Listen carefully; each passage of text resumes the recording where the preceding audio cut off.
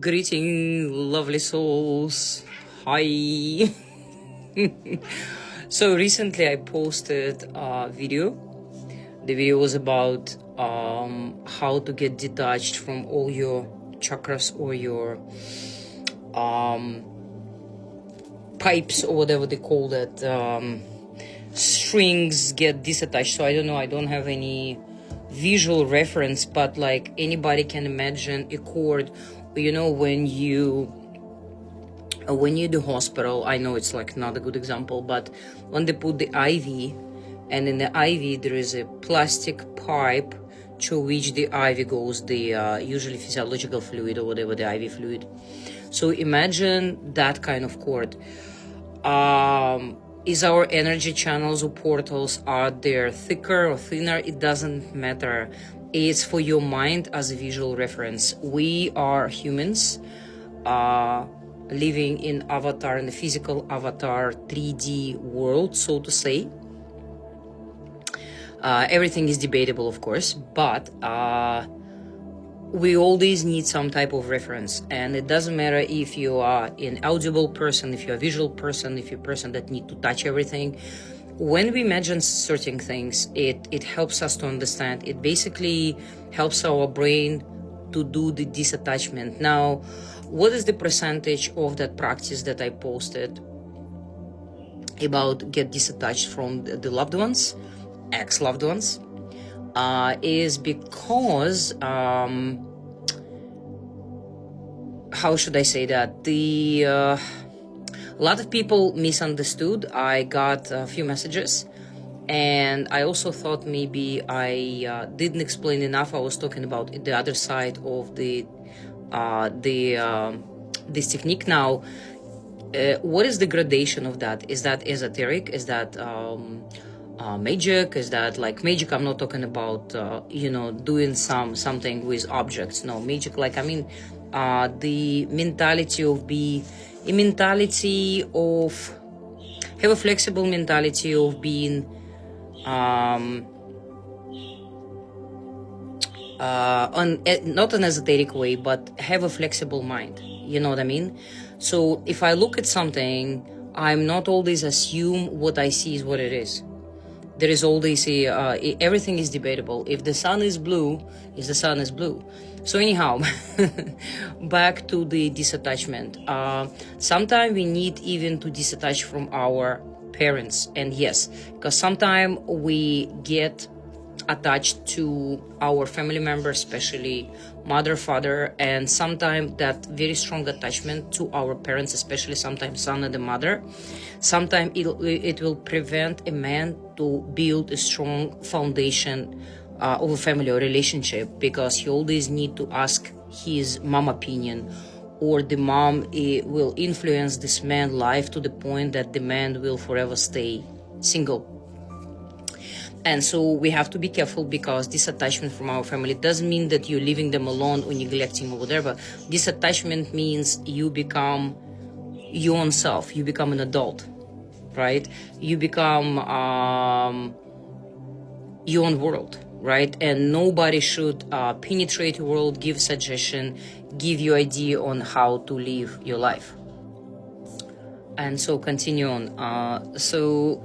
Why do we do certain rituals, visualizing, etc.?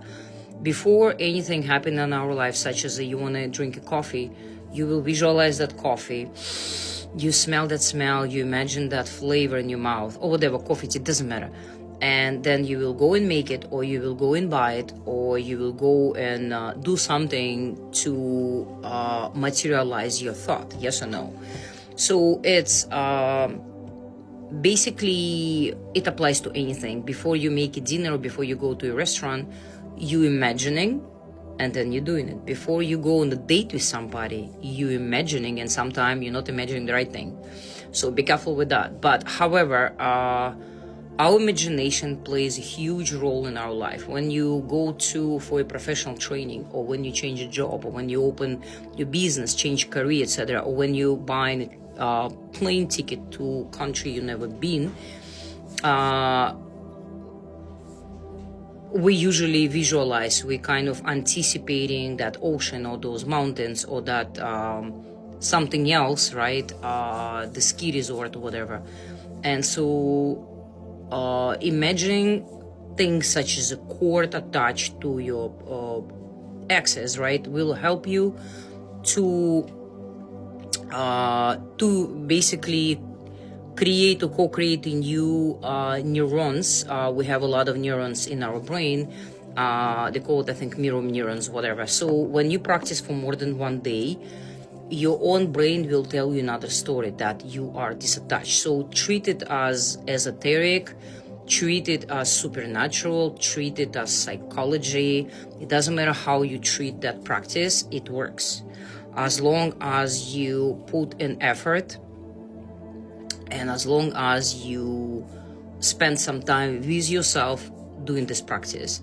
Again, this is not the only practice you can do. There is a candle practice I also posted not too long ago. 2 candles, they are attached with a little rope, and you light it up. You can imagine certain things as disattachment from your partner. You can watch it and also imagine. It is very important. And like I said, when we attach to our parents, especially the huge mother role, so sometimes the very loving concerned mothers, it's more related to the son than daughters. A very loving mother can actually block the entire relationship to a man, because she will be always penetrating his life, concerned about his, love life, concerned about relationship, concerned about this, that, forgetting that this is an adult, and whatever mistakes this adult will make, it's his choice, his responsibility, and it will be his experience. And if you don't have experiences, how we can live life, right? And so again, do this practice, check for the video how to get disattached. There are, again, many ways. Candle, it's also work when you see things, feel things, imagining things, experiencing things, something that you want to get rid of. It's very strong. Which way you're going to get rid of your mind that got stuck in a previous relationship? And I meet a lot of people that keep talking about past trauma with their exes. Until you're going to fix that past trauma, release it, relive it again, and let it go, you will never build a proper relationship with another person.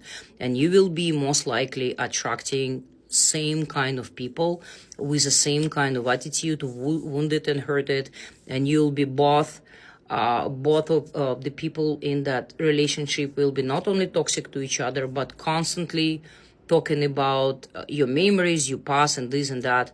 And that's actually makes a relationship miserable, toxic, and not gonna last long.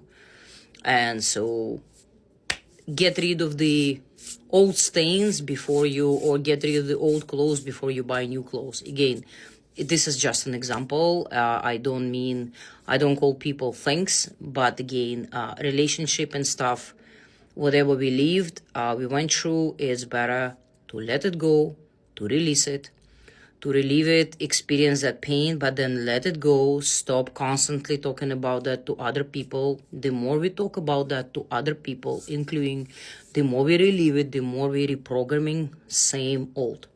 Okay? So, blessings and all your ways, and some for me. And practice letting it go. It is very important. Far most is important for your mental health, of course, for your physical health, and for your future relationship. Okay? With much love, like this. I'll see you in my next video. Ciao, bella.